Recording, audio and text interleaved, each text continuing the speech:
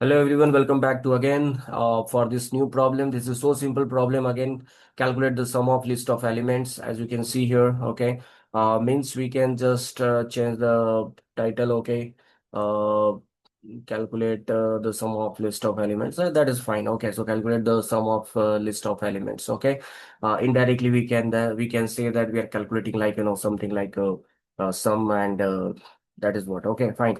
So I'll just take this list, a very simple question. I'll just take this list here in the my list equal to, and this is a very simple thing. Okay, spelling is something, always get changed. Okay, fine. So this is also very good, guys. Now what we have to do exactly, we have to do a sum of this element. Again, we have to do a traversing. So first of all, for I in my list, we have to use the my list. Okay, fine.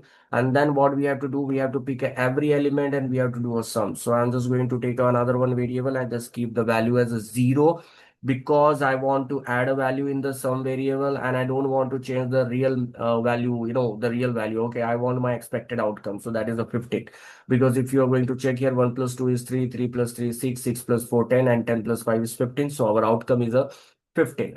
Okay, and not it's not expected, means it's a real outcome that you are looking forward for it. Okay, so as you know that the by default, the value of I will be having a 0. So here what we have to do exactly, the value of I is a 0, so we have to just use the sum equal to sum plus sum plus I. Why I'm doing exactly this?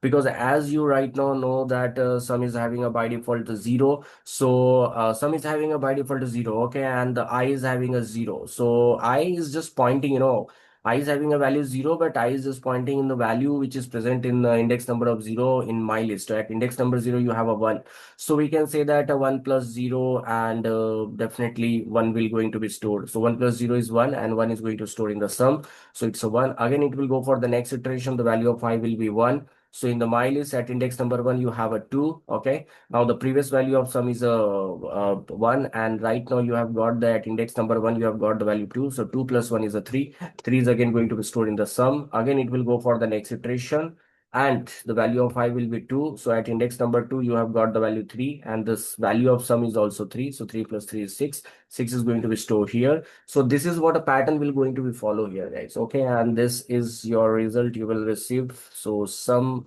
if you're going to print here, I'm just performing a 2, 3 iteration and the rest of the iteration you can understand. So you can see first of all the output is your 15. That's really great. Cool. Okay. And what I want to say exactly, yeah, I was supposed to say that uh, just take a pen and paper and have the pen and paper when you are not understanding the logic, when you're making a logic, that time also you should keep a pen and paper along with you so that you can check on the paper. Sometime, if you are in the beginner level, sometime your imagination will not support you or will not help you to think entire and to create an entire picture in your brain. Okay, so what is important, that take a pen and paper, just perform the iteration, and if you follow the process, definitely you will understand. It will take a time, but you will understand. Okay, and that is what I want to say. So thank you very much to all of you guys. We'll see you later on the next problem. Okay, again I will come with a very simple problem.